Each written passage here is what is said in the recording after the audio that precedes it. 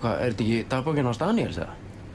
Jó, hann hefur nú ýmislegt misjafnt vinnufélaga sína að segja hér. Ætti þú að vera að lesa þetta, eða? Sérstaklega þig, Ólafur. Hvað er hann að skrifa um mig? Myrkrið hellist yfir mig, bla bla bla, bla bla bla. Já, Ólafur vill ekkert meir en verða ríkur og frægur umboðsmaður. Það er ekki fræðilegur. Hann er gjörsamlega mislukkaður, greyið, verður líklegast á þessari bensínstöð það sem hann á eftir ólifað. Já, ekki alvitlaus.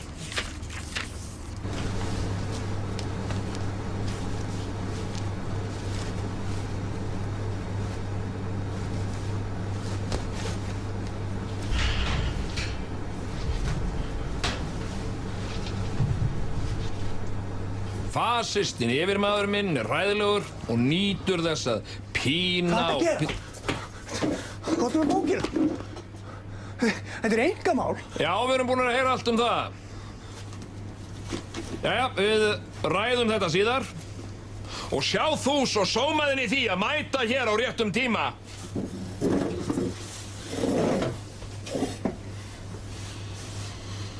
En þá að öðrum málum. Máli málana. Það eru kosningar framundan. Erum við hugsanlega að fara að kjósa yfir okkur nýja ríkisstjórn?